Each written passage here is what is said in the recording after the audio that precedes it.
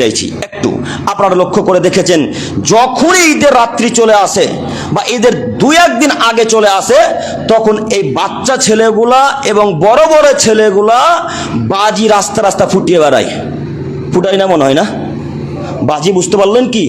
যারা আমরা গ্রামের ভাষায় বলি বম ফাটাচ্ছে, পটকা ফাটাচ্ছে। কথা আমার মিলছে কি? এই ছেলেগুলা রাস্তাতে রাস্তাতে বাজি ফুটিয়ে বেড়ায়।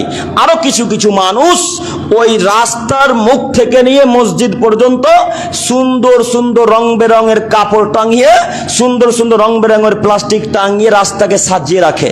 দেখেননি মনে হয়? দেখতে পাওয়া যায় কি? যদিও আমাদের আহলাদিস এলাকাতে কম, বেদাতি এলাকায় যখন চলে যাবেন তখন দেখতে পাবেন বেশি। যাই হোক, আমি বেদাতির দিকে যেতে চাইছি না। আমি যেটা বলতে চাচ্ছি, আপনার ছেলের হাতে যে বমটা থাকলো, তা আপনি কি করছিলেন?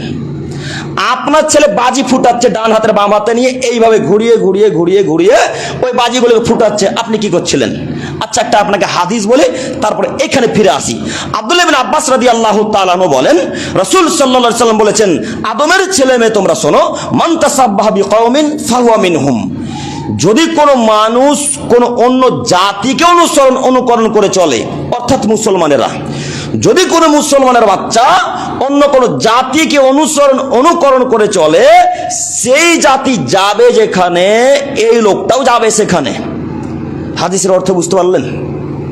আবার বলি, খ্রিস্টানেরাকে কেউ যদি অনুসরণ করে চলে, মুসলমানের বাচ্চারা, তো খ্রিস্টানেরা যেখানে যাবে মুসলমানের বাচ্চাও সেখানে যাবে। একটু দেখেন তো, ওই যে ছেলেটা বাজি ফুটাচ্ছে, ওই যে ছেলেটার হাতে বম আছে, ওই যে ছেলেটার কাছে ভটকা আছে, রাস্তা রাস্তায় ফুটিয়ে বেড়াচ্ছে, এটা কি মুসলমানের নীতি? ওই যে ছেলেটার হাতে বম আছে, এটা কি মুসলিমদের নীতি? কথা বুঝতে পারেননি? ওটা কি মুসলিমদের নীতি? জি না, এটা তো মুসলিমদের নীতি নয়, এটা ইহুদিদের নীতি, এটা খ্রিস্টানদের নীতি, এটা ইহুদিদের নীতি, এটা নাসারাদের নীতি। আপনি ভালোভাবে লক্ষ্য করে দেখতে পাবেন, যখন হিন্দু ভাইদের দুর্গা পূজা আসে, তখন তারা দিন রাত খালি বাজি ফুটিয়ে বেড়ায়। দেখেননি? কথা বুঝতে পারে না মনে হয়। দেখেছেন কি? তো ওই যে ছেলেগুলা বাজি ফুটাচ্ছে, তো আপনার ছেলের মাঝে আর হিন্দু খ্রিস্টানদের ছেলের মাঝে কি পার্থক্য থাকলো? কেন আপনি বলতে পারলেন না, বেটা দাঁত ভেঙে দেবো একেবারে, তুমি কি হিন্দুর বাচ্চা, তুমি কি খ্রিস্টানের বাচ্চা, তুমি কি নাসারার ছেলে, তোমার হাতে বাজি কেন? আমি মুসলমানের বাচ্চা, মুসলমান, আমি মুসলমান ঘরে জন্মগ্রহণ করেছি, তুমিও মুসলমান, তোমার হাতে বাজি থাকতে পারে না, তোমার হাতে এই খ্রিস্টানদের ইহুদিদের জাতির নিদর্শন থাকতে পারে না, তোমার হাতে বাজি কেন? বেটা দাঁতকে ভেঙে চৌচুর করে দেবো, বেটা ছুঁড়ে ফেলো, এখনই নিক্ষেপ করে ফেলো। এ বাক্য বলতে পারলেন না কেন?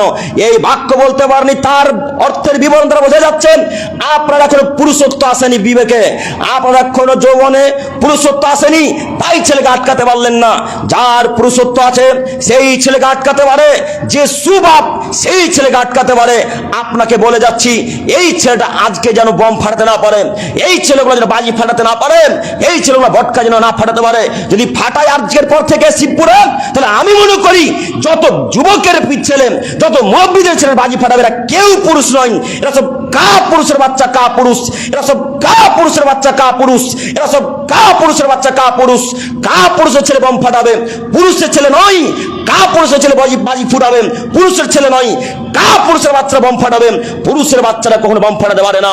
সম্মানিত যুবক ভাই, আপনি মুসলমান মানুষ, আপনাকে অনুরোধ করে যাচ্ছি, সময় অতীব কম, আপনি খ্রিস্টানদের নীতিতে লাথি মারেন, ইহুদিদের নীতিতে লাথি মারেন, হিন্দুদের নীতিতে লাথি মারেন, বৌদ্ধদের নীতিতে লাথি মারেন, আপনাকে তার নীতি গ্রহণ করে নিতে হবে, যেই নীতি মুহাম্মদ সাল্লাল্লাহু আলাইহি সাল্লাম আজ থেকে 1450 বছর পূর্বে মক্কা এবং মদিনাতে দিয়ে গেছেন।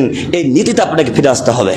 সম্মানিত শিবপুরের মানুষ, আপনাকে আমি অপমান করতে আসিনি, আপনার আমি দৃষ্টি আকর্ষণ করে বলতে চাচ্ছি, আজকের পর থেকে বাচ্চা ছেলের রাতে বম ফাটানোর জন্য আর টাকা দিবেন না, ইনশাল্লাহ দিবেন, ইনশাল্লাহ আজকের পর থেকে দিবেন না। আর আজকের পর থেকে যদি দেন, তো রাসূলের হাদিসটা একটু মনে রাখবেন, ওরা যেখানে যাবে আপনার ছেলেরা আপনি সেখানে যাবেন।